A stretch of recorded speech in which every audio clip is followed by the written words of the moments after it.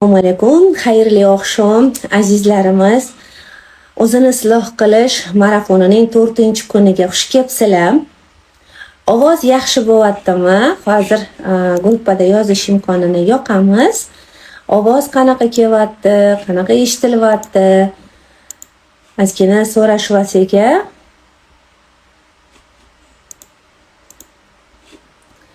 Barcha assalomu alaykum deb yozayotgan azizlarimizga va alaykum assalom deyman.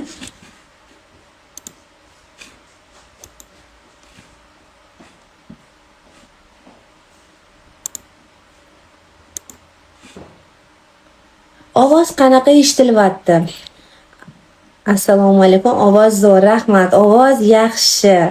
Rahmat Zuhraxon. Va alaykum assalom. Charchamayapsizlarmi? Ovoz zo'r. Yo'q, charchash yo'q, alhamdulillah. Rahmat, rahmat. Hammasi yaxshi, ko'ngildagidek, alhamdulillah. Zo'r, zo'r. Judayam yaxshi. Qirg'izistondan assalomu alaykum. Va alaykum assalom. Ovoz zo'r. Kim bizni qayerdan kuzatyapti? Mana Qirg'izistondan yozishdi. Aha, hammasi yaxshi, yaxshi. Judayam yaxshi.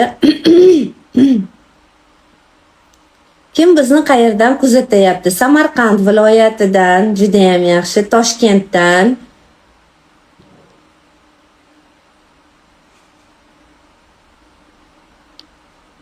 Koreyadan, mashalloh, Koreyadan.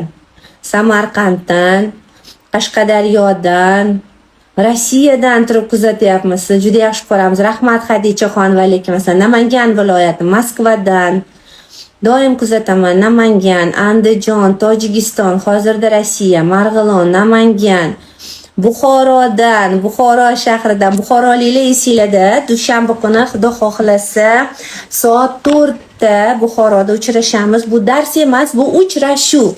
Chunki jonli maktablarimizdan biri Buxoro shahrida ochilishi aniq bo'ldi. Qozog'istondan, Urgutdan, Qoraqalpog'istondan, Namangandan vaqtni juda belgilagansiz. Qulay, rahmat, rahmat. Toshkentdan, Andijondan, Londondan Jamilaxon assalomu alaykum.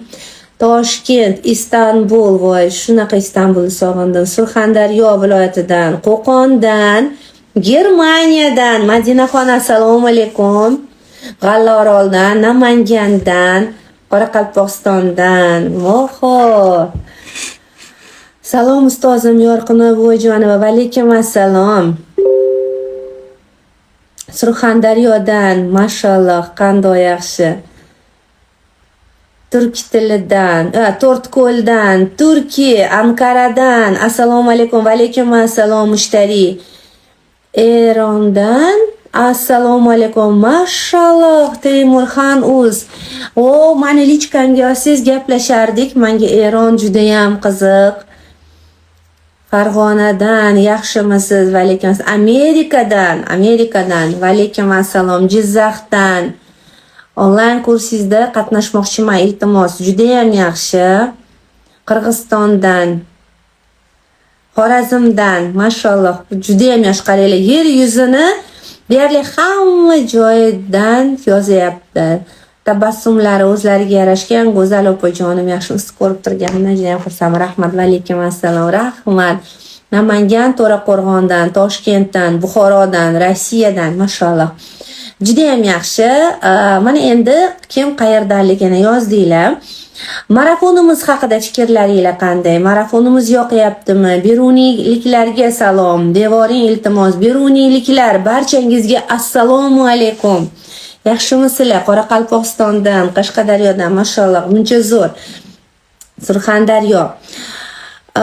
Telegramdan ulana olmayapman. Nega? Telegramimizni mana hozir bo'lyapti. Hozir mana Telegram Angrendan, Andijonda ham kurs o'tkazing. Xo'p. Tak, mana hozir Telegramda o'quvchilarimiz yig'ilishyapti. Rossiyada. Qaranglar, azizlarimiz, biz kurs ochmaymiz, biz jonli maktab ochamiz. Jonli maktab degani viloyatlarga boraman, haftada bir marta, 3 oy davomida, bu bir oyda 4 ta, 3 oyda 12 marta bo'ladi, boramiz. Yana bitirish oqshomi bilan 13-14 marta boraman va albatta biz u yerda jonli maktab ochamiz. Jonli maktabimiz hayotiy maktab, hayotiy ustoz shogird, hayotiy maktabda hayotiy ustoz shogird bo'ladi. Shuning uchun 3 oylik jonli maktab tashkil qilishga qaror qildik va birinchi joyimizni belgiladik, bu Buxoro. Kecha anketa savollarni qoldirgandik. Unda 4 tagina bor yo'g'i savol: ism, familiyangiz, telefon raqamingiz, qaysi viloyatdandir va nima uchun o'qimoqchisiz degan. Chunki bu maktabimiz hozir 70% chegirmada ochilyapti, jonli ochilyapti. O'sha bir kunimizni butun ajratib samolyotda jamoamiz bilan uchib boramiz. Bu yerda o'qitamiz, qaytamiz. Shuning uchun biz haqiqatda shu narsani haqiqatda mana men o'qiyman, keling degan viloyatga borishga qaror qilganmiz. Shuning uchun ham shunday bir so'rovnoma o'tkazyapmiz. Ha, juda yoqyapti, menga yoqyapti, menga yordam bermayapti. Aha, juda yoqyapti. Rahmat, Shirinzabon ustozim, rahmat. Onlayn kurslaringizga qanday qatnashsak bo'ladi? Onlayn kurslarim YouTube'da bepulga qo'yganmiz hadiya o'laroq. O'shaning uchun bemalol kurslar bo'lsa YouTube'da tekinga joylangan. Maktabda o'qiyman, xuddi ustozni qo'lida o'qigandekgina bo'lib bergan uy vazifalarini tekshirib olaman kuratorim bilan borib. Endi ertalab uchib borganingizdan keyin, kechgacha o'sha yerda bo'lganingizdan keyin, dars 4 soat bo'lgandan keyin nima qilasiz? Qolgan payt voy Moskvaga siznikiga boraman, albatta lichkamga yozing. Bo'ldi, o'zi sizni uyingizga boramas, meni moskvaliklar bilan uchrashtirasiz, Nigoraxon. Nima qilamiz? O'quvchilarimiz bilan shunaqa tat o'tirib gaplashamiz. Sizlar ketib qolmasanglar bo'ldi. Bir kuninglarni vaqt ajratib, ertalab shu samolyot trapidan tushganimdan to yana samolyot trapiga chiqib ketgunimcha qancha savolingiz bor, qancha gapingiz bor, qancha nima deydi, fikringiz bor. Marhamat, men bilan birga bir kuningizni o'tkazishga rozi bo'lish tayyor bo'lsangiz, biz mana siz tarafga qarab ketayapmiz. Ancha kuchi beradi. Rahmat. Andijonda ham bo'ladim. Ko'ramiz hozir anketani 3000 ga yaqin odam, 3000 ga yaqin odam to'ldirdi. Biz ulardan sanab chiqyapmiz, qaysi viloyatdan eng ko'p o'quvchilar qatnashishini va mana shundan keyin ertaga xudo xolasa finalning 5-kunida aytaman, qaysi viloyatdan odamlar ko'p men bo'ldi yozaman deganni. Anchadan beri kuzatamasni va hech qachon tekin bepul degan so'zlarni ishlatmagandingiz. To'ppa-to'g'ri ishlatmayman. Hozir ham hadiya o'laroq dedim. Kurs ochmaymiz. Mana nima deydi? Bemalol YouTube'ga joylab qo'yganmiz. Hadiya o'laroq bemalol nima deydi? Sotmaymiz ularni. Kurs o'qishingiz mumkin dedim. 70% chegirmada maktab ochamiz dedik. Tekin bepul degan so'zlarni marafonga nisbatan aytdim. Haq to'lamaysiz deb. Lekin uni haqqi bor dedim. Taklif qilinglar, nima deydi, videolarni tarqatinglar dedim. Namanganda bo'lish uchun Namangandan ko'p odam o'qiyman, tayyorman deb anketa to'ldirish kerak. Qanday ozganingiz haqida ham gapiring. Xo'p, bo'ladi, gapiraman. Bilaman, juda ham ko'p odamlar ozganim haqida gapiryapti. Haqiqatdan ham mana bilasizlar, ko'zinglarni oldida necha yillardan beri o'zimni ustimda ishlayman. Birdaniga bir kunda yoki 10 kunda ozib qolganim yo'q. Necha yil, necha zamondan beri chiqib dieta qilaman, o'zim ustimda ishlayman va bir yil oldin 26-aprel yoki 16-aprel 2024-yilda oxirgi marta bug'doy yedim. O'shandan beri bug'doy yemayman. Umuman bug'doy og'zimga olmayman. Bug'doy nimada ishlatiladi? Xamirda, nonda, pishiriqlarda, to'g'rimi? Birontasini yemayman. Men uni o'rniga organik nonlar yeyman. Buni qizim qilib beradi, chunki qizim 3 razryadli texnolog oshpaz, O'zbekiston oshpazlar assotsiatsiyasida o'qigan. Shuning uchun o'zini mualliflik nonlari va mualliflik pechenyushkalari, har xil piroglari bor. Organik Azizam Bakery ochganmiz, faqat juda hozir kichkina miqdorda qiladi. Endi o'zingizlar tushunasizlar, ham kelin, ham farzand kutyapti. Shuning uchun klientlar o'ziga yetarli. Men faqat o'sha nonlar bilan nima deydi, yashayman deydi-yu. Endi hozir alhamdulillah mana o'zimni qizim, kelinim ham tvorogli non qilib beradilar, o'shani yeyman. Umuman bug'doy yemayman. Ko'p kletchatka yeyman, juda ham ko'p kletchatka. Bo'ldi, shu. Siri shu. Ko'p harakat, suv, choy vaqtida bo'ldi. Sirdaryoga ham kitobingiz jo'natsiz bo'lardi. Albatta bo'ladi. Gulistonda ham kurs oching. Kurs ochmaymiz qizlar, maktab ochamiz. Jonli maktab. Ismim Azizaxon. Retseptlarni qizim bermayapti-da. Zakaz qilishsa pishirib beraman deyapti. To'g'risini aytaman. Bergan bilimlaringizga rozi bo'ling. Ko'p natijalarga ega bo'ldim. Juda ham xursandman. Judayam xursandman. Farg'onada oching. Agar anketada shakar yeyman, aldamayman, chunki ketchupda ham shakar bor-da. Shuning uchun baribir, lekin unaqa yotib olib shira yemayman, Napoleonlar yemayman. Yeyolsam nima yeyishim mumkin? Merengue rulet ozgina, u ham bir oyda bitta yarimta ham emas. Yoga bilan shug'ullanasizmi? Yo'q, nafas olaman faqat. Yoga bilan onlayn kurslar ochmayman. Onlayn kurslarimiz YouTube'da joylashgan. 5 ta kursimiz bor. Kim aybdor, rizqiyatlar, baraka sirlari, sevimli rafiqa, jannat rayhonlari, sevimli o'zim bor. Hozir jonli maktablar ochamiz. 3 oylik. 3 oy ichida nima mavzular o'tishimizni albatta ertaga aytaman. Mana bugungi darsni hozir boshlaymiz-da. Bo'ldi, endi menimcha yig'iladiganlar yig'ilib oldi, qo'shiladiganlar qo'shilib oldi va biz bugungi darsimizni boshlaymiz bo'lmasam. Yosh qizchalarga o'xshaysiz. Rahmat. Sizga havasim keladi. Rahmat. Nafas olish mashqini ko'rsatib bering. Voy, xo'p. Hammamizdan rozi bo'lsin. Men so'rovnomani tepada turibdi. Yuzingizga qanday uxotlar qilasiz, opa? Koreyskiy uxot qilaman, yaponskiy uxot qilaman, bo'ldi. 5 etapkali pemka, tonik, kunduzgi, tungi kremlar, essensiyalar, shu boshqa hech narsa qilmayman.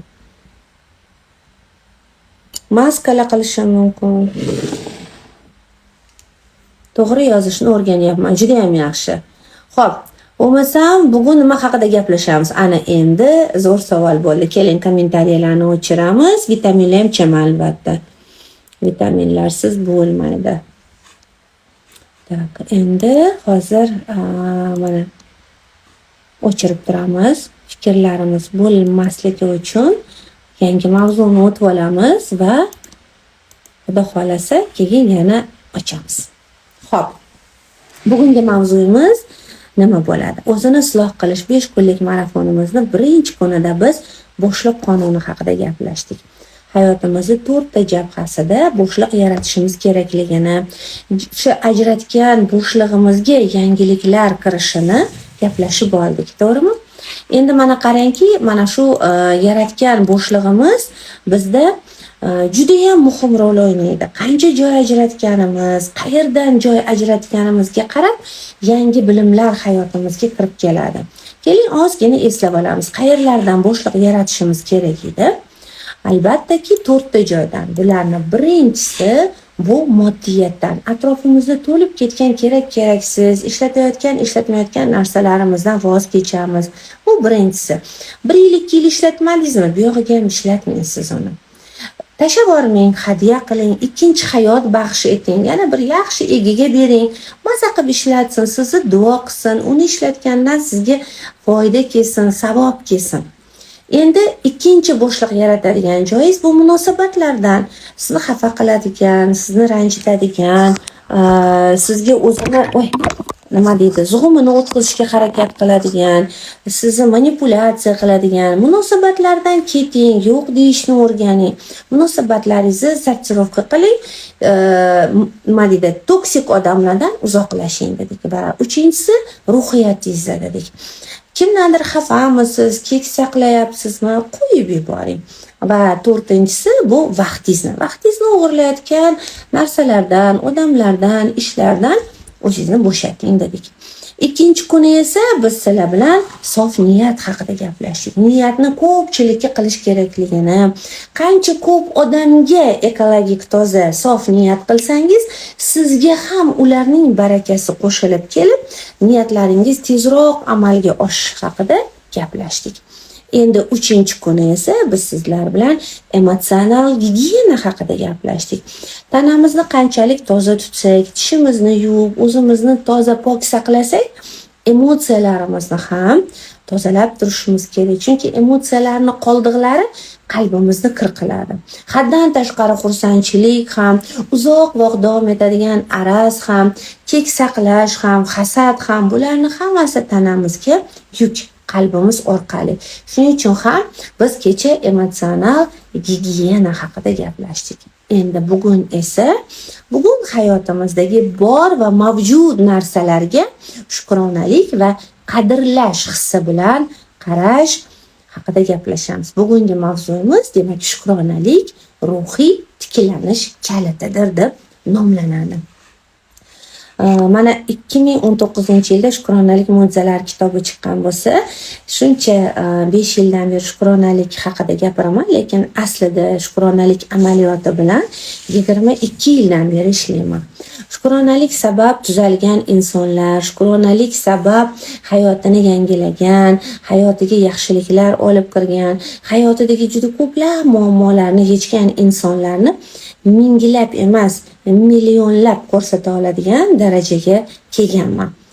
Bilaman, hayotimizda shunday lahzalar bo'ladiki, ruhiyatimiz charchaydi. Bu holatda nafaqat jismoniy tanamiz, balki qalbimiz, ruhimiz va fikrlarimiz ham qo'ya to'xtab qolgandek bo'ladi. Ongimizda og'irdan og'ir fikrlar, yuragimizda hammaga ham ifodalay olmaydigan salbiy tuyg'ular, nigohlarimizda umidsizliklar, yuzaki tabassum orqasiga berkingandek bo'ladi. Ana shunday paytda bizni bu vaziyatdan olib chiqadigan narsa bu shukronalik bo'ladi. Har birimiz hayotimizda yaxshiliklar, yangiliklar bo'lishini istasak, har kuni o'zimizni kerak bo'lsa majburlab shukronalik hissida yashashga o'rgatishimiz kerak. Ha, majburlab. Chunki mana biz yosh bolalarga boshida majburlaymiz-ku salom bergan deb, to'g'rimi? Boshida motivatsiya beramiz, maqtaymiz, salom bersa xursand bo'lamiz, shokoladlar beramiz, keyin bitta salom bermasa uyaltirding mana deb urishamiz. Ikkinchi marta ham salom bermasa nima qilganing bu deb jazolaymiz ham. Nima uchun endi o'zimiz katta bo'lib turib, faqat shukurda yashashimiz kerakligini, bor narsalarimizni qadrlab yashashimiz kerakligini bilganimizda o'zimizga qattiq turmaymiz. Nima uchun bo'shashamiz? Nima uchun o'zimizni qo'liga olib, "Hoy, bu nima qilganing? Axir faqatgina seni hozir shu vaziyatdan shukur qilish, qadrlash olib chiqadi-ku" deb o'zimizga o'zimiz qattiq tura olmaymiz. Ana shu narsalar haqida bugun sizlar bilan gaplashamiz. Nima uchun aynan shukronalik bizni saodatga eltiradi? Chunki bunda 3 ta yaxshi foyda bor. Demak, shukronalikda beqiyos foydalar bor, lekin men bugun 3 tasi haqida gaplashmoqchiman. Birinchisi bu ruhiy tiklanish. Vaqt o'tib har bir insonni ota-onasi keksayib, ularni boshqara olmay, motivatsiya bera olmay qolgani sari, vaqt o'tgani sari, ulg'ayganimiz sari o'zimizga o'zimiz qolib, telpinib, alpinib, talpinib, yiqilib, turib, harakat bo'lib, gohida kuchsiz, gohida kuchli bo'lib yashaymiz, to'g'rimi? Ana shu paytda albattaki ichki resurslarimiz yemiriladi, ilhom so'nadi, hayotga nisbatan ham gohida ishtiyoq so'nib ketadi. Lekin qalbida shukronalik hissini ushlab turgan insonni hech qachon shu holatga tushib qolmaydi, chunki uni ichki energiyasi yoniq turadi.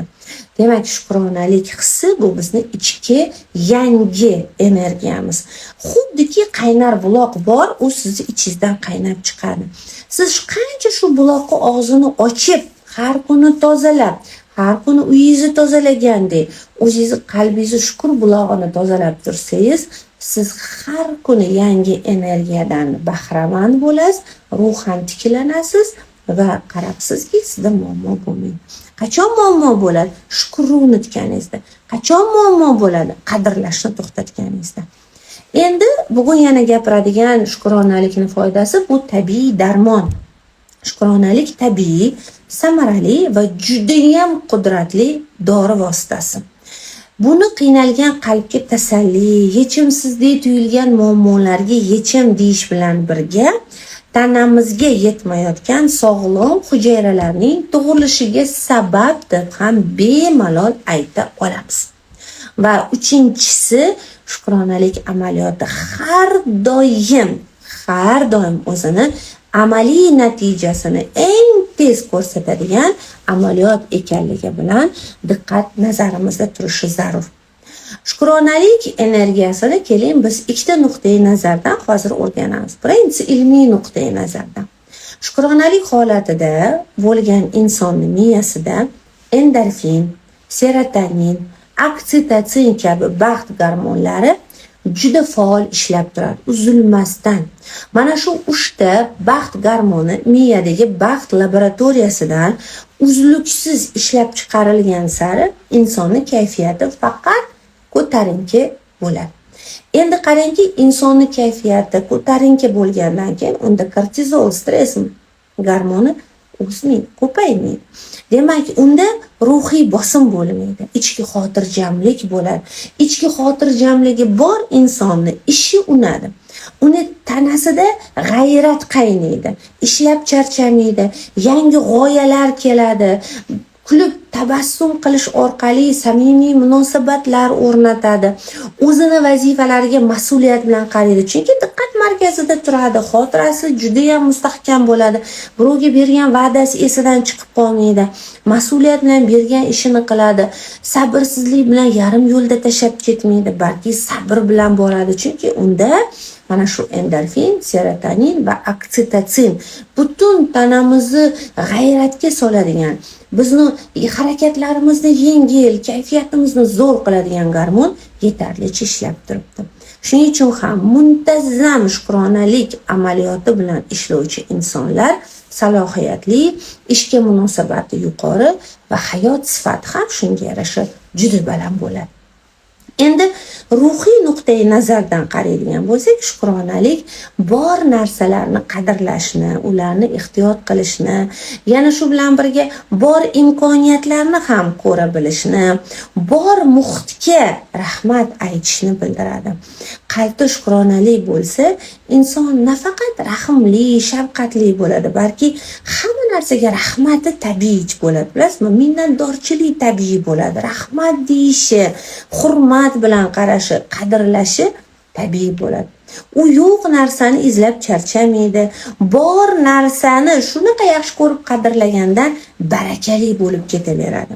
Shukronalik bu alhamdulillah menda yetarlicha bor degani va mana shu borligidan minnatdor bo'lib xursand bo'lishi demakdir. Ana shu hissiyot bizni ruhiy nuqtai nazardan ko'tarib turadigan jihatdir. Endi keling, men sizga ozgina o'zi shukronalik bo'yicha olib borilgan ilmiy tadqiqotlar juda ham ko'p. Buni yangi shukronalik mo'jizalari kitobimizda keltirganmiz. 14 ta ilmiy tadqiqot institutlari, universitetlarini berganmiz va mana shu bugungi kunda keling, men hozir olib borilgan amaliyotlardan eng aktuallaridan 4 tasini aytib beraman. Bular 2003-yilda Emmons va McCall tadqiqotlari bo'lib, Kaliforniya universitetidagi olimlar tomonidan o'tkazilgan. Bunda shukronalik kundaligini yuritib, shukronalik hissini qayd etgan ishtirokchilarni ijobiy kayfiyat, optimizm, jismoniy salomatlik ko'rsatkichlari sezilarli darajada yaxshilangani aytib o'tilgan. Endi qarang, 2007-yilda esa neyrobiologik tadqiqotlarda MRT tekshiruvlari shuni ko'rsatdiki, shukronalik hissi miya faoliyatini gipotalamus, miyadagi mukofot tizimi va prefrontal korteksni faollashtirgan. Bu esa ichki xotirjamlikni, ichki hordiqni va ruhiy muvozanatni har bir insonda yaratgan. Mana yuqoridagi holatlar insonda bo'lganda, ularning mehnati samarali, harakatlari yengil, atrofdagi insonlar bilan munosabatida samimiyat bo'ladi. Endi 2015-yili kardiologiya tadqiqotlari olib borilgan. Yana Kaliforniya universiteti San-Diego tibbiyot markazi olimlari shukronalik mashqlarini bajargan yurak kasalliklari bilan og'rigan bemorlarda yallig'lanish darajasi pasayganini, yurak ritmi nima deydi, mana vibratsiya bilan bo'ladi-ku, to'g'rimi? Mana shu yurak ritmi yaxshilanganini qayd qilishgan. Va 2018-yilda psixologiya sohasida yana shunday yangi kashfiyotlar qilinganki, shukronalik nafaqat ijobiy hissiyotlarni kuchaytirgan, balki salbiy hissiyotlar ta'sirini ham kamaytirgan. Bu depressiya va xavotirga tushgan insonlarni tezroq oddiy normal hayotga qaytishlariga muhim omil bo'lgan. Mana bu tadqiqotlardan ko'rib turibdiki, har bir insonda shukronalik ichki energiya manbaini ochadi va 4 ta narsa bilan u ko'rinadi. Qanday deymizmi? Keling, ularni sanab o'tamiz. Birinchisi, bu shukur hissidagi bo'lgan inson atrofdagilarga to'kis, butun, badavlat ko'rinadi. Shukronalik tuyg'usi insonga shu qadar butunlikni, to'kislikni, nuqsini beradiki, siz u odamni ko'rganingizda o'ziga to'qligini his qilasiz. Chunki uni ichki meni, ichki nafsi, ichki fikrlari to'ydi. U xursand, boridan xursand. Shuning uchun ham boriga shukur shunaqa ko'payib ketganidan u man to'laman, man butunman degan energiyani beradi. Endi ikkinchi belgisi, shukurda yashaydigan insonlarni, ularni yuzlaridan nur yog'iladi. Qalbga va fikrlarga yorug'lik bilan kirib keladi shukronalik. Kechagina emotsional gigiyena darsida ham aytdim, Andijonda ham xuddi jonli treningda shu misolni keltirgandim. Qarangki, yaqinda bir tadqiqotlar o'tkazilibdi. Ba'zi bir insonlar bir kunda yuvinmasalar, juda o'zlaridan noxush hid chiqaradilar. Umuman ayrim insonlarning tanalaridan noxush hid chiqadi. Endi buni sababini har doim dermatologlar ham, endokrinologlar ham, terapevtlar ham turli xil sabablar bilan keltirib bera olishadi. Lekin yaqinda shunday tadqiqotlar ko'rindiki, mana shu ortiqcha ajoyib deylik-da qog'oz ichida, ya'ni insonga yod bo'lgan hidni chiqishi, bilasizmi, nimadan dalolat beradi? O'sha odamni miyasida va yuragida zaharli fikrlar hidlanib qolgandan dalolat berar ekan. Qancha insonda o'sha kechirmaganidan, alamidan, nafratidan fikrlar turib qolib hidlangan bo'lsa, o'sha insonni tanasidan ham yoqimsiz hid chiqadi. Shuning uchun shukurda bo'lgan insonni tanasidanchi, hozir yuqorida aytdim, tadqiqotda aytildiki, shukronalik amaliyotini bajargan insonlar nafaqat optimist bo'ladi, nafaqat fikri ijobiy bo'ladi, balki oldin o'ylagan salbiy fikrlarni ham xuddi parashok olib o'zini tanasidan yuvgandek yuvib tashlaydi va ichidan nurlanishni boshlaydi.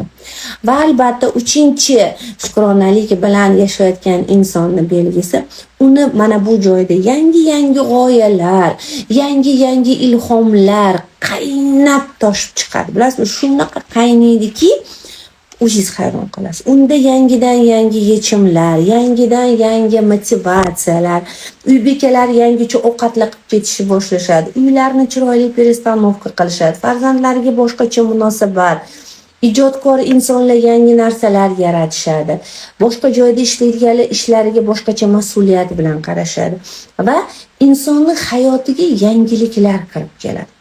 Endi 4-chi belgisi nima? Bu inson tez boyib ketadi.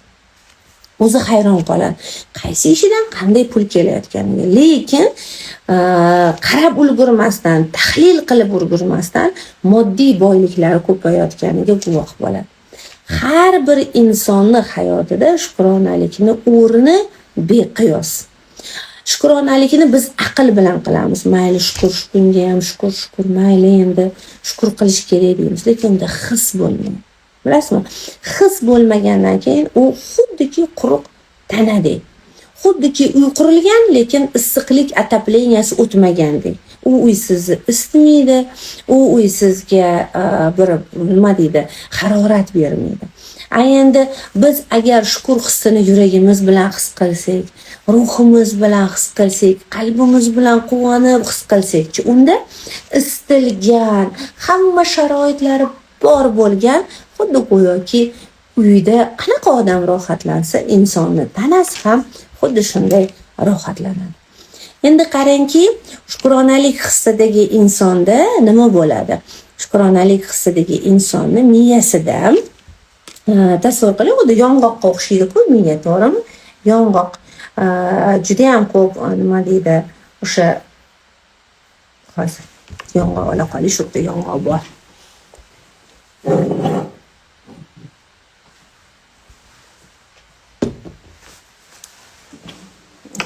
Kabinetimda men yong'oq turadi, mana qaranglar. Hammamiz ham miyasi bunaqa yong'oqqa o'xshaydi, to'g'rimi? Mana shu yong'oq deylik-da, kattasi yong'oq shaklida. Endi mana shuni qoq yarmi tasavvur qiling, mana bo'ldiga. Qoq yarmi bizda mana tayyor bo'lingan bor. Mana shundoq qismi tasavvur qiling, ko'rinyapti, mana. Qancha negativ bo'lsa, qizil ipga o'ralib ketaveradi. Qancha noshukrlik, negativ bo'lsa, o'sha o'ralib ketaveradi. Endi shukronalik bo'lganda nima bo'ladi? Shukronalik bo'lganda buni yarmi bor, mana bunaqa butun bo'lsa, mana shuni yarmi negativ bilan o'rasa, siz shukronalik bilan mana bu yarmini to'yintirib borganingiz sari bu yerdagi qizil ip bilan o'ralgan negativlar yechilishni boshlaydi va yechilib hammasi yo'q bo'lib ketadi. Endi shu joyda nima mexanizm ishlaydi? Almashtirib fokuslash mexanizmi ishlaydi. Ya'ni shukronalik neyropsixologiyada almashtirib fokuslash mexanizmi deb ataluvchi jarayonni faollashtirib beradi. Ya'ni inson diqqatini yo'q, kamchilik bo'lgan narsaga emasdi, balki bor narsalarga, hayotidagi mavjud narsalarga qaratadi. Ana shu bor narsalarga qaratgani uchun, mavjud narsalar haqida o'ylagani uchun, o'sha bor narsalar unda hayotida ko'payib boraveradi.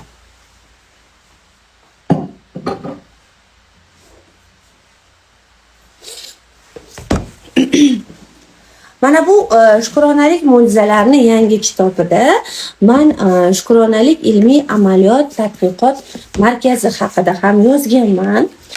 Amerika Qo'shma Shtatlarida Yel universiteti qoshida tashkil qilingan shunday bir dargoh bor. Shukronalik amaliyotini o'tkazadigan har bir insonga grant ajratishadi ular. Ya'ni o'sha mutaxassislarga grant ajratishadi va mana shu amaliyot yana ham ko'proq insonlarga yetib borishiga shu orqali xizmat qilishadi. Mana shu kitobni agar ochib o'qisangiz, mana shunday tadqiqot markazlarida, hatto Stanford, Harvard, Oxford universitetlarida ham qanday amaliyotlar o'tkazilganini birma-bir sanab berganman, ularning foydalari bilan. Endi har bir inson shukronalikni qachon qo'llash kerak degan savol tug'iladi. Har qadamda, har nafasda. Nimanidir ko'rdingiz? Shukr. Nimadandir foydalandingiz? Rahmat. Nimadir keldi? Minnatdorman. Nimanidir ko'rdik? Shukr. Nimadandir foydalandingiz? Rahmat. Nimadir oldingiz? Minnatdorman. Svet oldingizmi? Minnatdorman. Telefondan foydalandingizmi? Masalan, sizniki zaryadi o'chib qolgan, kimidan foydalandingiz? Rahmat. Nimadir keldi eshikdan. Shukr. O'zingizni qo'lingiz ishlayapti. Shukr. Oyog'ingiz yuryapti. Shukr. Demak, har bir vaziyatda shukr qilishimiz kerak. Biz insonlar nimaga o'rganib qolganmiz?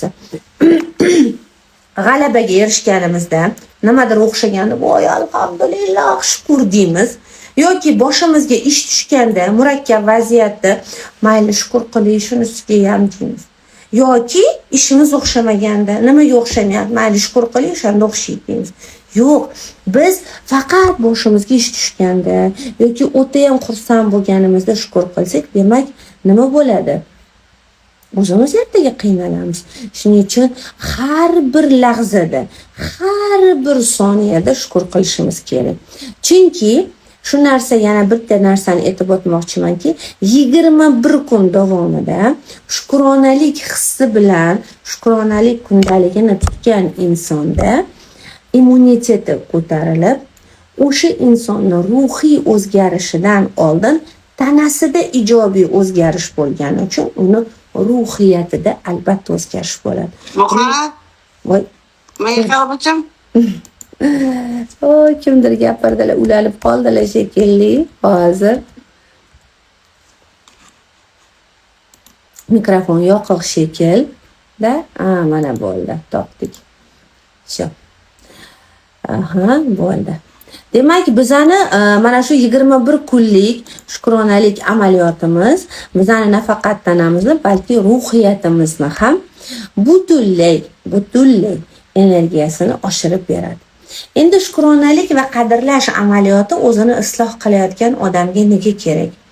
Biz birinchi kuni bo'shliq yaratdik. Ikkinchi kuni sof niyatlarni qo'ydik. Uchinchi kuni o'zimizni gigiyenamizga qarab tozalab chiqdik qalbimizni. Ana endi u bo'shagan, tozalangan qalbni shukronalik energiyasi bilan to'ldirishimiz zarurdir. Shukronalik energiyasini keling biz sizlar bilan bir 5 xil narsa bilan to'ldiramiz. Atayin. 5 xil narsa bilan. Birinchisi, bu shukronalik kundaligi. Ya'ni har kuni kamida 3 ta sabab bilan shukrona yozamiz. Har kun. Men sizga gapiryapman, lekin o'zim ham amal qilishim kerak. Mana shukronalik kundaligim har kuni yonimda yuradi. Sumkamdan oldim. Hozir ham mana bugun ham 3 ta shukrona yozganman. Har doim yozishga harakat qilaman. Har doim yozmasam bo'lmaydi. Yozish meni o'zimga odat bo'ldi va yozish orqali har kuni o'zimga shukr hissini olib kirayotganimga ham shukr qilib yozaman. Hatto bugun ham Alloh menga shukr qilishni o'rgatgani uchun beadad shukr, sababi shukr qilguvchi bandalaring safida bo'lishdan umidvorman deb yozganman. Allohim yuragim urib turgani uchun shukr, sababi tirik va sog'lomman. Xuddi shu shukrona yozayotganimda Dilshoda degan mijozim kelib qoldilar, ular ham ko'rdilar yozib o'tirganimda. Demak, kundalik tutamiz. Endi ikkinchisi, albattaki bu shukronalik duosi. Yurgan yo'limizda o'zimizga har soatga kerak bo'lsa budilnik qo'yib eslatamiz. Shukr qiladigan soatingiz kelganini, shukr qiladigan vaqtingiz kelganini sizga budilnigingiz bildirib tursin. Jiringlasin. Jiringlashi bilan, "Voy, men shukr qilishim kerak. 1 soatda nimalar bo'ldi? Men chortoq suv ichdim. Shukr. Menga o'g'lim choy damlab berdi. Shukr. Ofisimizda konditsioner ishlayapti 1 soatdan beri. Shukr. Internet ishlayapti. Shukr." Shu 1 soatda bo'lgan narsalarni eslab shukr qilsak, shunaqa qadrlagimiz kelib ketadi. Bugungi kunimizni o'zingiz hayron qolasiz. Endi uchinchisi, yaqinlarimizga minnatdorlik bildirish. Ya'ni kun davomida kim sizni yoningizda bo'ldi? Kim siz bilan birga bo'ldi? Mana hozir men ofisdaman. Hozir shu ofisda marafon o'tyaptilar. Men yonlarida bo'lay deb o'g'lim turibdi. Choy ham damlab berdi, xabar olib turibdi, nimadir kerakmi sizga debda. Men u uchun minnatdorman. Demak, yana bitta juda kuchli amaliyot kunda. Bugun kim sizni yoningizda bo'ldi? Kim sizga ham nafas bo'ldi? Kim sizga bitta tabassum qildi? Kim sizni og'iringizni yengil qildi? Kim siz bilan gaplashdi? Boringga shukr, rahmat senga deya olish. Endi to'rtinchisi, Bugun biz toza havodan nafas oldik, quyoshga chiqdik, suv ichdik, yerni bosib yurdik. Mana shu tabiatga bitta chiqib, tirik tabiatga, xuddi bizdek tirik, faqat ularni tili yo'q-da. Ana o'sha tirik tabiatga rahmat aytish. Voy havoni tozaligini maza qilib nafas oldim. Yaxshiyam suv bor ichdim. Yaxshiyam mana yashilliklar bor ko'ryapman. Gul bor, ko'zim quvnayapti. Yorug'lik bor, tun bor, maza qilib dam olaman. Tabiat va borliqni his qilgan inson o'zini unutib qo'ymaydi. Tabiat va borliqni, yashilni yashilda, qizilni qizilda, yerni yerda, suvni suvda his qilmagan inson o'zini his qila olmaydi. Chunki biz tabiatni bitta bo'lagimiz. Va 5-amaliyot, agar siz bugun kun davomida nimadandir xafa bo'lgansiz, nimadandir siqilgan bo'lsangiz, nimadandir ko'yingiz to'lmagan bo'lsa, albatta shu bugun bu orqali nimani olishim kerak edi? Qanday insight olishim kerak edi? Qanday bir tajribani o'rganishim kerak edi deb o'zingizga savol berib, aynan shu tajriba uchun, aynan shu insight uchun minnatdor bo'lishdir.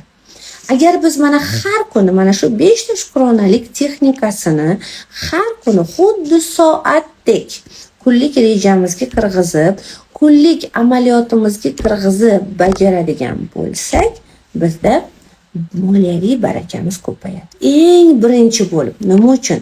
Chunki kimda shukronalik ko'p bo'lsa, unda hayotidan qoniqish, tinchlik, bor narsalarni qadrlash tuyg'usi bo'ladi-da, yangi ishlarga kuchi ko'payganidan, mazza qilganidan otiladi va qarabsizki, o'sha ish shunaqa o'xshaydi. Chunki unda miyada dopamin degan gormon o'ynab turgan bo'ladi. Dopamin har doim bizni g'alabaga intiltiradi. G'alaba qilganimizdan keyin mukofot tizimini yaxshi ko'radi. Shuning uchun ham shukronalik hissida yurgan insonni g'alaba qozonishi oson bo'ladi. Chunki shukronalik bilan yurgan insonda pulga nisbatan ruhiy munosabat sal boshqacharoq bo'ladi. Qanaqa bo'ladi aytaymi? Shukronalik hissidagi insonda pulni ko'rganida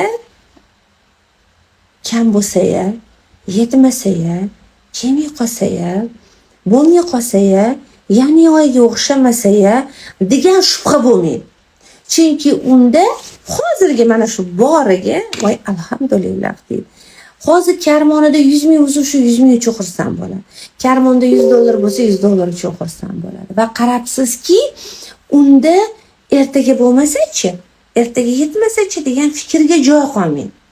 Shuning uchun ham o'zingizni shukronalikka to'ldirib tashlayki, sizda mana shu qo'rquv, pul kelmay qolsa-chi degan xavotir to'xtashi uchun.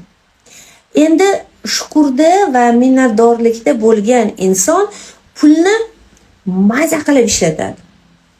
Sochib, uvol qilmaydi, balki menga buni rizq qilib berdi Alloh. Xudoga shukr, yaxshi narsaga ishlatyapman deydi. Va o'sha ishlatayotgan narsasini ham to'g'ri tanlaydi.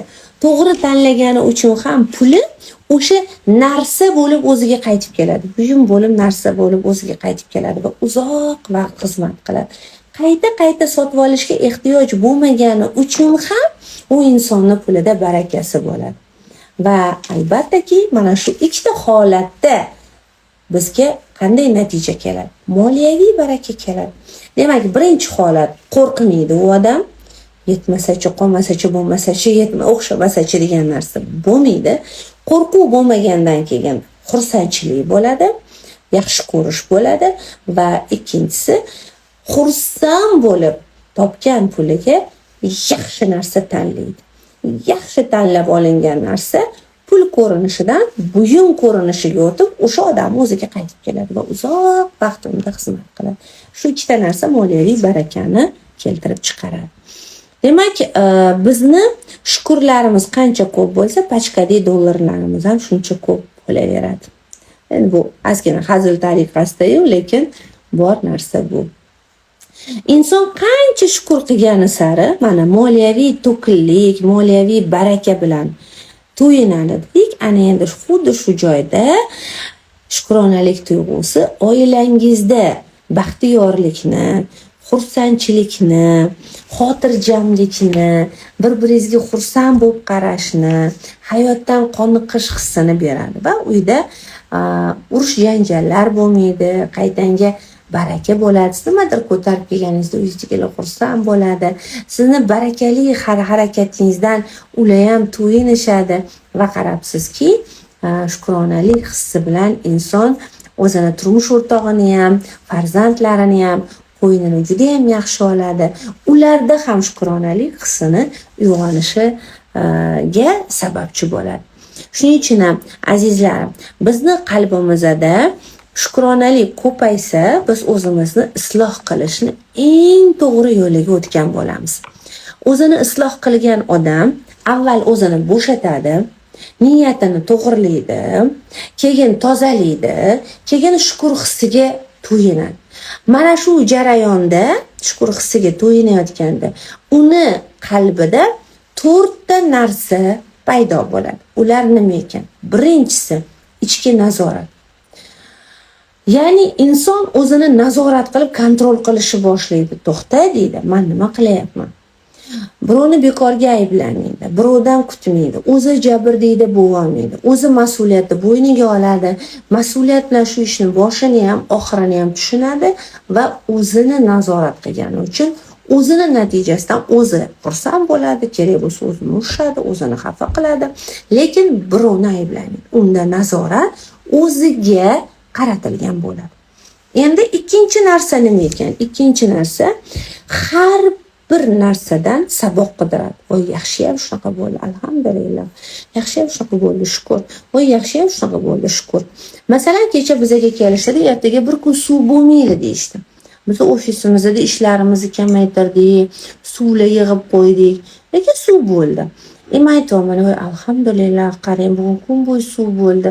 Shuncha xavotirga tushib suvlarni yig'dik. Qarang, suvning o'rni qanchalik ekan, suv bo'lmasa qanchalik qo'rqarkan biza. Saboq izladik-da. Mana shu bitta suv bo'lmaydi degan xabardan ham biz noto'g'risi voy aldashibdi demadik, saboq izladik. Voy, suvni yana ham tejaylik, boriga shukr, suv bo'lgani qanday yaxshi dedik. Hozir bismillah.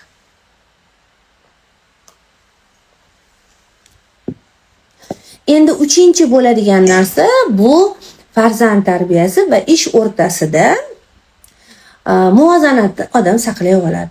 Ya'ni ishiga ham butunlay berilib ketmaydi, farzand oldida aybdorlik hissi bo'lmaydi va xuddi shunaqa faqat uyda ham o'tirib qolmaydi, o'zini ustida shaxsiy rivojlanadi, karyera qurish kerak bo'lsa karyera quradi, yangi bilimlar oladi va shaxsiy rivojlanishda davom etadi. Va 4-chi narsa, shukr hissida yashagan odam o'zini, o'rnini, qadrini juda yaxshi biladi. Bu nima degani? Masalan, o'zidagi bor narsalarni qadrlagandan keyin o'zi qadrli ekanligini tushunadi-da. Masalan, bizga Alloh qo'l, oyoq, ichak-chovoq hamma narsani berdi. Nega beradi? Chunki bizni yaxshi ko'rgani uchun. Bizni o'zi yaratgani uchun. Demak, biz juda bir nima deydi, keraksiz narsa emasmiz. Biz yaxshigina значимый odammizki, bizga til berdi, burun berdi, ko'z berdi, quloq berdi. Chunki bizni o'rnimiz bor bu hayotda. Alloh o'zi bizga o'rin berdi, taqdir berdi va bizga ne'matlar berdi. Demak, shukr qilgan odam mana shularni mushohada qiladi va olgan ne'matlar uchun o'z qadrini bilib, shukr qilishda davom etadi. Endi bilasizmi, eng katta saodat nafaqat o'zingiz shukr qilganingizda, balki butun oilangiz bilan shukronalikka o'rganganingizda. Shuning uchun bugungi marafonimizni bugungi kunidan sizlarga bir amaliy tavsiya bermoqchiman. Oilaviy shukronalik marosimlarini o'tkazinglar. Kunni xoh birinchi yarmida, xoh ikkinchi yarmida, xoh uxlashdan oldin, albatta oila a'zolari bir-biriga nima uchun bugun shukr qilishlarini, nimadan xursand bo'lib minnatdor bo'lishlarini, nimaga bugun rahmat aytganlarini va bir-birlarini borliklari uchun minnatdorlik bildirishlarini yo'lga qo'ying. Bu quvonchli bir tadbir. quvonchli bir marosim, oilani bir-biriga bog'laydigan, bir-biriga mehr beradigan narsa. Shukur o'yini o'ynang, oilaviy shukronalik daqiqalari tashkil qiling va bu narsa sizlarni butun oilanglarda yagona bir qadriyat paydo bo'lishiga, yagona bir tizim paydo bo'lishiga sabab bo'lib qoladi. Demak, bugungi darsimizdan xulosa qilib shuni ayta olamizki, har doim esingizda bo'lsin, shukur hissi sizda o'zingizni emotsiyalaringizni boshqarishi, stressga tez tushmasligingizni, hayotingizga baraka kirishini, sog'lik kirishini, fikrlar aylanmasini, toza ijobiy bo'lishligini, hamma yaxshiliklarni olib kiradi. Shuning uchun hayotimizda kasallik bormi? Demak, shukur qilish kerak. Hayotimizda pulsizlik bormi? Shukur qilish kerak. Hayotimizda muammo bormi? Shukur qilish kerak.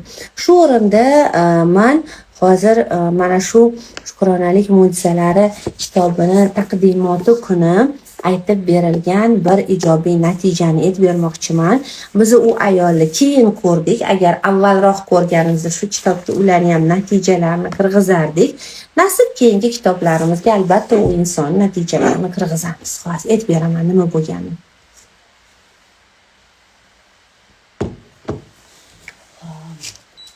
Demak, men Jizzaxga foydali nonushta o'tkazgani bordim va foydali nonushtani o'tkazib, endi ortga qaytish uchun mashinani yoniga yaqinlashganimda juda chiroyli kostyum yubka kiygan, sochlari mana bu joydan chiroyli qo'ng'iroq qilib ukladka qilingan bir ayol yugurib keldilar. Ayzaba deb gulla bilan quchoqlab gullarni berib, sizga rahmat aytmoqchi edim. Gapim bor edi deb bir mashinacha setkada doktor qog'ozlarni ko'rsatdilar. Hayron qarab tursam, birdaniga shundoq qilib yerga qilib sochlarini pastga tashadilar. Men ko'z bilan ko'rayki, mana bu joylaridagi sochlari mana shuncha uzunlikda va bu yoqdagi sochlari uzun mana bu joyga tushib ukladka qilingan. Hayron qolganimni ko'rdilar-da, yaqinda operatsiya bo'lganlarini, mana shuncha soch operatsiyadan keyin o'sib chiqqanini aytdilar.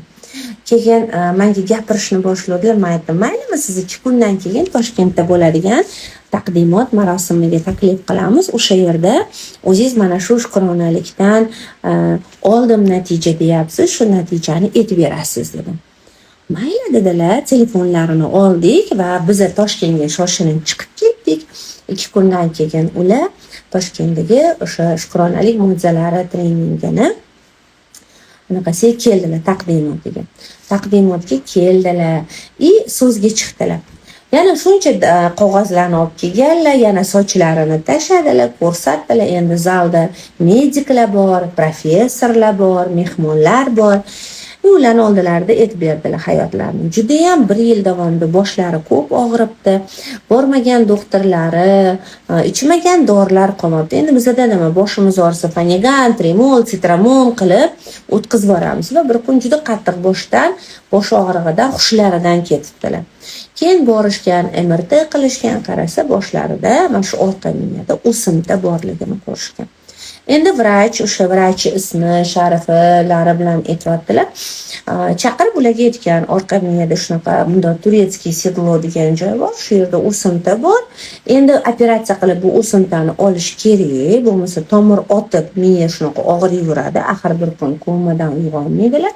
Lekin ochib operatsiya qilgandan keyin qanchalik yurib ketadilar, kafolatla olmaymiz. Chunki falaj bo'lib qolish ehtimoli juda katta. Ildiz qayergacha borganini biz ko'ra olmaymiz dedilar. Til xat yozib berasizlar deganlar, operatsiyagacha nechtadir xullas muolajalar yozib berganlar. Endi xotin hali yosh, 30 yosh atrofida, 3 ta bola, juda chiroyli juftlik va endi tabiiy odam yig'laydi, tushkunlikka tushadi. Shunda yon qo'shnilari, endi bu Jizzaxda bo'layotgan voqea, yon qo'shnilari chiqib YouTube'da joylashgan Kimaydor darsimizni yuborganlar telefonlarga. Eshiting, har kuni shukrona yozing. Va ular men haqimda eshitganlar, lekin darslarimda o'qimagan ekanlar. Shu Kimaydorni ko'rganlar boshdan oxir va shukronalik yozishni boshlaganlar. Parallel ravishda albatta hamma muolajalarni olganlar. Ertalaga shunaqa ko'p shukrona yozishni boshladimki, olayotgan dorilarimga ham yozdim, qo'l oyog'imga yozmagan joyim qolmadi deydilar. Lekin bir kuni o'tirib deydilar, ko'zim tirnog'imga tushib qoldi dedilar va birinchi marta ko'zlarim katta ochilib, voy hech tirnog'imga shukrona yozmagan ekanman dedilar. Shu gapni eshitib to'g'risini men ham o'ylab qoldim. Men hech qachon tirnog'imga shukrona yozmagan ekanman. Axir oyog'imizda tirnoq bo'lmasa, etik kiyolmaymiz-ku, tufli kiyolmaymiz-ku, to'g'rimi? Xullas, hamma narsaga shukrona yozdim. Shunaqangi shu 3 oy ichida ichlaridan o'zgarganlarki, borib operatsiya uchun o'zlari qo'l qo'yib berganlar va operatsiya qilib ketganlar. Operatsiya bo'pti, chiqibdilar, reanimatsiyalarga tushibdilar. Yana chiqqanlardan keyin o'sha operatsiya qilgan onkoxirurg ularni turmush o'rtoqlari bilan o'zini kabinetiga chaqirgan. Endi hammasi qog'ozda bor, o'qib ko'rsatib beryaptilar. Endi aytibdiki, nima qildinglar, to'g'risini aytinglar degan doktor. Xotin hayron, nima qildik? Sizlar oldinglar, lecheniya oldik degan. Yo, to'g'ri, sizlar tibbiyotdan mana hamma lecheniyalarni, shimiyalarni olgansizlar, hamma narsa ko'ryapman. Lekin yana nima qildinglar qo'shimcha, to'g'risini aytinglar degan. Tabibga bordinglarmi, nimaga bordinglar? Yo'q, tabibga bormadik deyishgan. Nima qildinglar degan. Nimadir qilgansizlar bu joyda. Nimaga unaqa deyapsiz deyishib kelgan bular. Vrach aytibdiki, bilasizmi, men orqa operatsiya bo'ladigan orqa miya joyini ochdim. Men ko'z bilan qarayki, o'simda hamma tomirini yig'ishtirib bir joyga turib olgan va olmani deb turganmish. Tasavvur qilyapsizmi?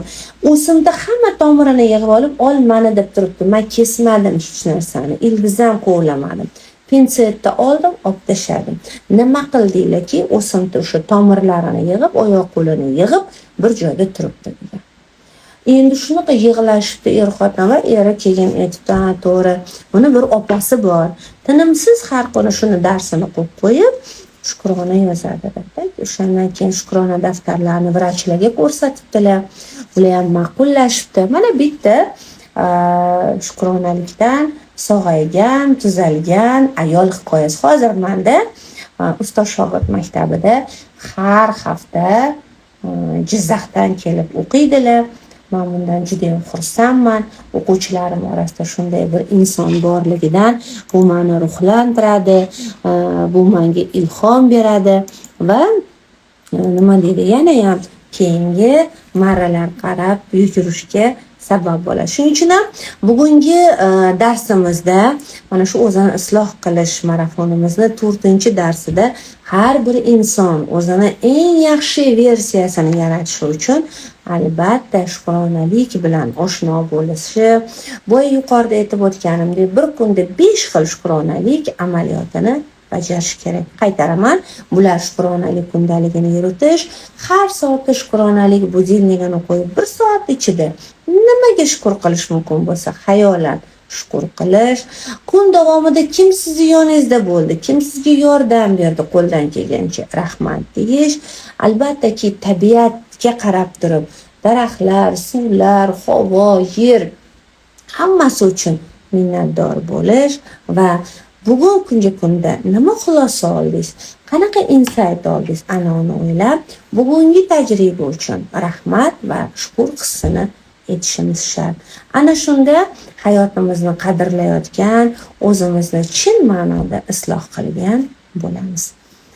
Mana bugungi mavzuyimizni sizlarga to'lib toshib gapirib berdim. Doimgidek juda ham bu mavzuni yaxshi ko'raman. Mavzu qiziq bo'ldimi? Nima sizga yoqdi mavzudan? Marhamat, fikrlaringizni aytsanglar, juda ham xursand bo'lardim. Mana yozish imkoniyatini ochdik. Marhamat.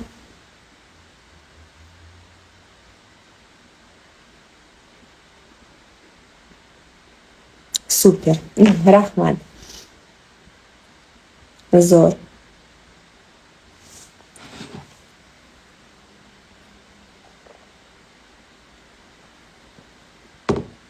Mavzu juda ham zo'r, ajoyib. Sizga rahmat. Va alaykum assalom. Ko'zimga yosh keldi o'zim ham. Xursand bo'lib eshitdim. Juda ham rahmat, katta rahmat, zo'r rahmat kattakon. Qaysi joyi sizni esingizda qoldi? Qaysi narsadan judayam ta'rifladingiz? Juda ham ajoyib chiroyli gapirib berdingiz opajon, rahmat. Eng sevimli mavzuing bo'ldi. Meni ham eng sevimli mavzuim. Maza qildik. Ayzapa gaplashaylik, xo'p? Shukronalik mo'jizalar shu qadar emaski, bir dengizdan milliondan bir tomchini aytib berdim. Kitobda o'qisangiz, qancha.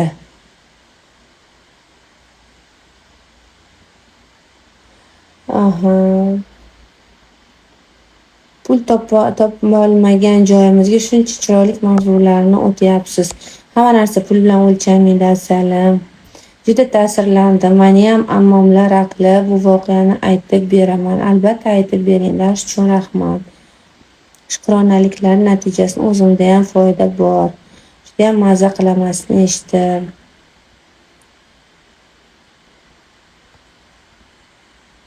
Shu ayollar tuyg'ularni to'g'ri chiqarib yuborishi mumkin, keyin o'zi afsuslanmasligi uchun. Kecha o'rgatdim hissiyotlarni qanday to'g'ri chiqarishni. Ovozingizni o'zi tinchlantiradi. Rahmat. Shukronalikni qaysi vaqtda yozishingizni umuman farqi yo'q, jizzaxlik qiz. Ajoyib energiya va mo'jizalar bo'ldi. Rahmat, yana bir bor rahmat. Charchamadingizmi? Juda zo'r charchaganga o'xshaymanmi azizlarim? Sizni suhbatingizni eshitib maza qildim. Charchamang, zo'r. Rahmat. Shukur hissini his qildim. Qarang, qulog'im shang'illayapti. Qanday shukur qilay? Maslahat bering, iltimos. Bitta qulog'ingiz kasal bo'lsa, qolgan nechta sog' a'zoyingiz bor. Ana shu sog' a'zoyingiz xizmatidan foydalanyapsizmi? Ana shu sog' tanalaringizdagi sog' a'zolaringizga bir shukur qiling. Boyagi ayolni voqeasi, rahmat. Shukronalik budilnida yoqdi. Sizni juda yaxshi ko'raman. Asablarim dam oladi. Qo'qon sizni kutyapti, mashalloh. Xudo xolasa. Rahmat. Uchta seminaringizda qatnashganman, ajoyib energiya olganman. Rahmat. Sizlarni o'qib ulgurmayapman. Juda to'g'ri gapirdingiz. Menga ham juda foydasi katta bo'ldi bu ta'limda. Bizga shunday o'rgatganingiz uchun rahmat. Bilasizlarmi, hammalarga bitta narsani yana takrorlab o'tmoqchi edimda. Shukur hissini to'xtashiga yo'l qo'yib qo'ymang. Ichingizdan aqlingiz dangasalik qilishiga yo'l qo'yib qo'ymang. Siz bilasizmi, nima deydi? Bo'ladi, shukur. Bo'ladi, ishlaydi deydi-ku aqlingiz. Seting. Qani o'sha ishlayotgani uchun rahmat. Men foydalanyapmanmi? Demak, rahmat deyishim kerak. Foydalanyapsizmi? Qani rahmat, qani minnatdorlik. Kerak bo'lsa o'zingizni majbur qiling, kerak bo'lsa jazolang, o'zingizni tarbiyalang. Tarbiyalash shukur va minnatdorlikka ham nisbatan bo'lishi zarur. Nima uchun siz o'zingizni tarbiyalaysiz? Mana siz bolangiz gapingizga kirmasa, kerak bo'lsa urasiz-ku. Nima uchun o'zingizni aqlingizni jazolaysiz? Nima uchun aqlingizga aytmaysiz? Hoy aql, baraka topkur. Foydalanib turibsan yuragimning xizmatidan. Foydalanib turibsan beminnat yoqib turgan chiroqda. Aql nima deydi? Pulini to'layapsan deydi. Pulini to'laganim bilan u bor-ku deng. Bor-ku, to'laganimdan 1000 baravar o'zi qimmat-ku. Bu ijtimoiy loyiha davlatimiz uchun. Agar haqiqiy narxini to'lasangiz chidolmaysiz. Men haqiqiy narxini to'lab yashagan farzandlarimdan bilaman, Yevropada nech pulligini svetda bilasizmi? Bechoralar 4 soat, 5 soatga yoqadi. Elektr ko'rpalarda yotishadi, чтобы nima isitib oladi, o'chiradi, bo'ldi. Shuni teyda ertalabgacha chiqmaydi elektr toki, chunki qimmat. Bizani aqlimiz aytadi, pulini to'layapsan, nimasiga rahmat deysan deydi. Rahmat. Suvni pulini to'laysan, shuning uchun oqadi deydi. Baraka topkur. Uni nechta odam ishlayapti siz uchun? Toza suv ichishingiz uchun, sizga kelishi uchun. Nechta odam ishlayapti? Qani ularga rahmat. Kim biron marta o'tirib, shu suv qovurlarini filtrlayotgan, suv sifatini tekshirayotgan laboratoriyadagi olimlarga rahmat deb? Hech kim esiga kelmaydi. Ular oylik olyapti-ku, ishini qilyapti, baraka topkur, oyligini olyapti, lekin sidqi dildan ham qilyapti-ku ishini. Foydalanyapsiz-ku.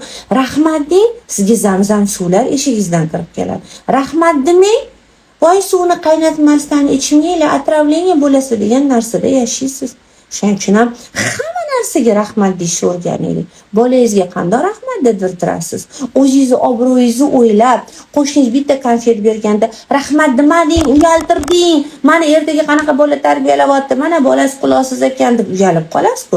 Nima uchun o'zingizni nafsingizni va aqlingizni tarbiyalamaysiz? Nima uchun qani rahmatni, qani shukurni demaysiz? Nega? Tarbiyalang o'zingizni, shukur hissida yashang, qadrlang hamma narsani, borida qadrlang. Ana o'shanda sizda kelgan o'zingiz hayron qolasiz. Qattan shuncha men boyib ketyapman deb boyligingizni sanab sanog'iga yetkaza olmaysiz.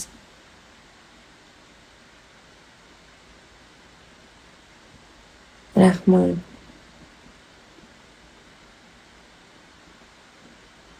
Rahmat, juda ham to'g'ri gapirasiz. Miyani chirog'i bir deganda yonadi. Chiroyli o'xshatish. Rahmat. Hammalarga rahmat. 2 yil oldin uysiz qolganimizda ixlosman tinmay shukrona yozdim. 2 oyda alhamdulillah kvartira emas, hovliga ko'chib chiqdik. Alhamdulillah. Savol: hozir ham xuddi shunday ixlos bilan shukronaliklaringizni ko'paytirganmisiz yoki to'xtatganmisiz? To'xtatgan bo'lsak, demak siz foydalanuvchisiz. Davom ettirayotgan bo'lsangiz, demak saodat yo'lidasiz. Nafaqat bu dunyoda hovlingiz, u dunyodagi qasringiz ham qurilayotgan bo'ladi. Shukurda yashaylik azizlarim, shukurda. Ertaga ham dars o'taman, xudo xolasa.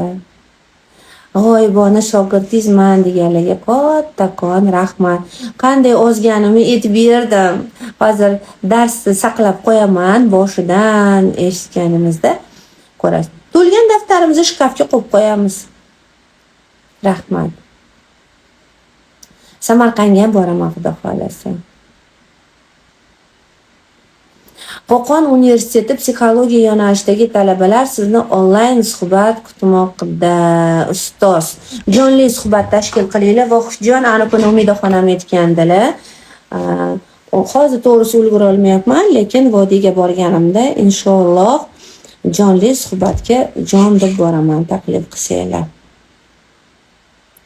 Energiyangiz yanada ko'payaversin, opajon butun olamga yetsin. Mashallah, rahmat. Bolalar, xudo xolasa rahmat. Ertaga xudo xohlasa sizlar bilan demak marafonimizning 5-kunida uchrashamiz. Endi sizlarga hozir mana yuqoridagi anketani yana bir bora qo'yamiz. Shu anketani to'ldirishinglarni so'rayman va ertaga qaysi viloyatda jonli darsimiz bo'lishini aytamiz. Sog', salomat bo'linglar. Boringlarga shukr. Rahmat.